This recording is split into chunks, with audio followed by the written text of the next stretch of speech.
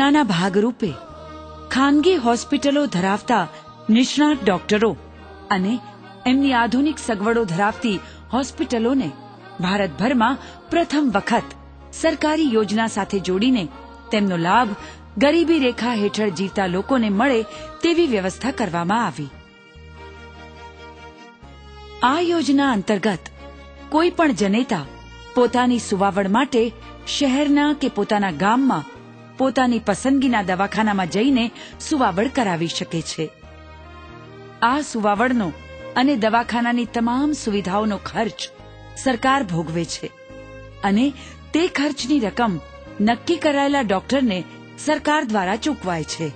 આ ડોક્ટરે સરકારશ્રી સાથે 100 ડિલિવરી પ્રમાણેનો કરાર કરેલો હોય છે, જેમાં તેને પ્રત્યેક ડિલિવરીના રૂપિયા 1,795 ચૂકવવામાં આવે છે, જેમાંથી રૂપિયા 200 આવનાર લાભાર્થીને ભાડા પેટે અપાય છે અને તેની સાથે આવનાર સહાયકને રૂપિયા 50 ચૂકવાય છે.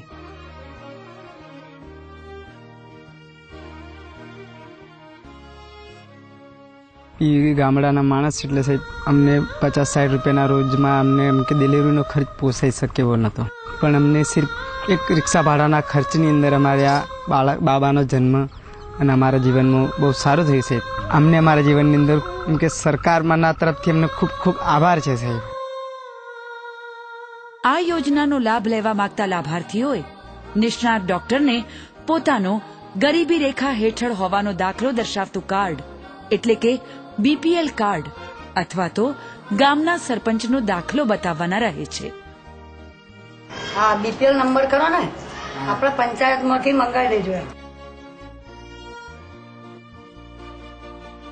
જો ખાનગી સ્ત્રી રોગ નિષ્ણાત તબીબ સરકારી દવાખાનામાં આવીને પ્રસૂતિ કરાવી આપે તો તે તબીબને રૂપિયા 659 ચૂકવવામાં આવે છે. ચિરંજીવ યોજનામાં 5 જિલ્લાઓના 76% સ્ત્રીરોગ નિષ્ણાતો, 176 બિનસરકારી ડોક્ટરો આ યોજના સાથે સાંકળવામાં આવ્યા છે.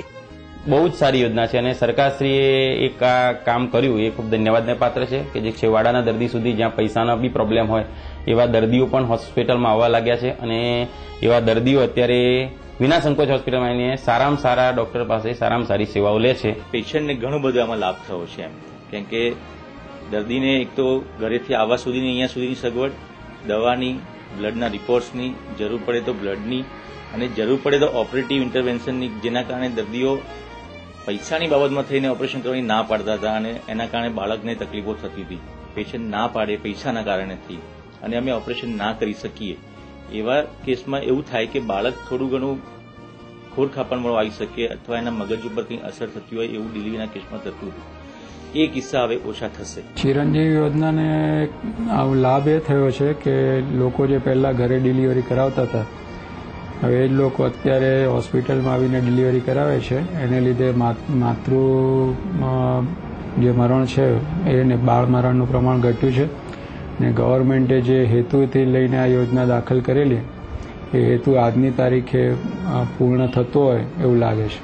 આ યોજના ખૂબ સારી છે અને મારી તો એવી ઈચ્છા છે અને વિનંતી છે સરકારને કે આ યોજના જે ફક્ત 5 જિલ્લામાં શરૂ કરવામાં આવી છે એ ગુજરાતના દરેક જિલ્લામાં શરૂ કરે અને ગરીબી રેખા નીચેના લાભાર્થીઓને આની સેવા મળી રહે તો ઘણું સારું.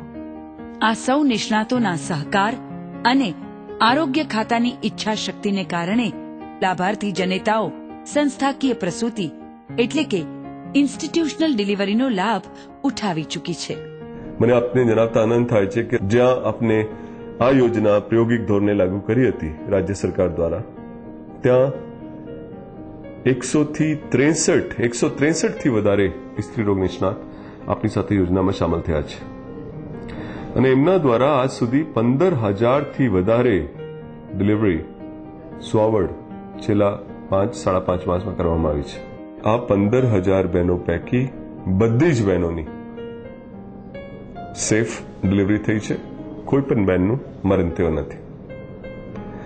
આ બધું જોઈને રાજ્ય સરકારે નિર્ણય કર્યો છે કે આ યોજના આખા રાજ્યમાં આવતા દિવસોમાં લાગુ કરવામાં આવે.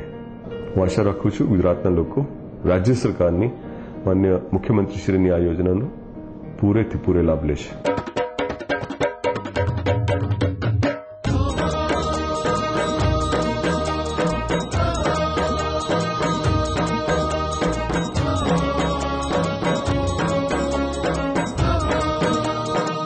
ગવર્મેન્ટની જેવો જો અમને કોઈ આમાં કોઈ અમને જરાય કોઈ ખર્ચ જેવું છે નહીં.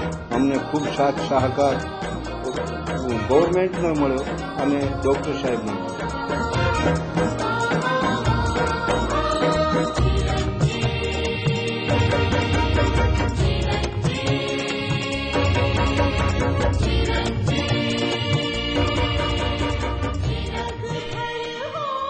આપ સૌ સ્ત્રીરોગ નિષ્ણાતો અને લાભાર્થીઓ, આપણી જનેતાઓની જીવન રક્ષા અને આવનાર પેઢીની આત્મરક્ષા માટે તૈયાર કરવામાં આવેલી આ યોજનાનો લાભ લો અને જરૂરિયાતવાળા લોકોને જાણ કરી યોજનાનો એક ભાગ બનો, એવી અમારી અપેક્ષા છે.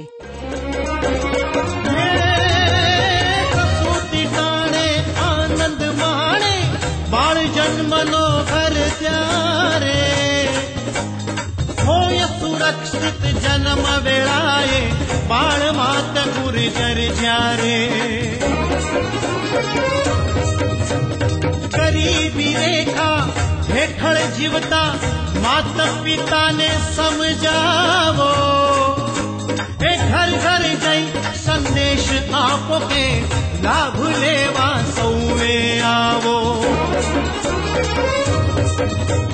યોજના ચિરંજીવ આપે સગવડ, આપે ઉત્તમ સેવાઓ, સંસ્થાન જન્મની સુરક્ષા પામી બાળ માત સુખી થાઓ, બાળ માત સુખી થાઓ, બાળ માત સુખી થાઓ.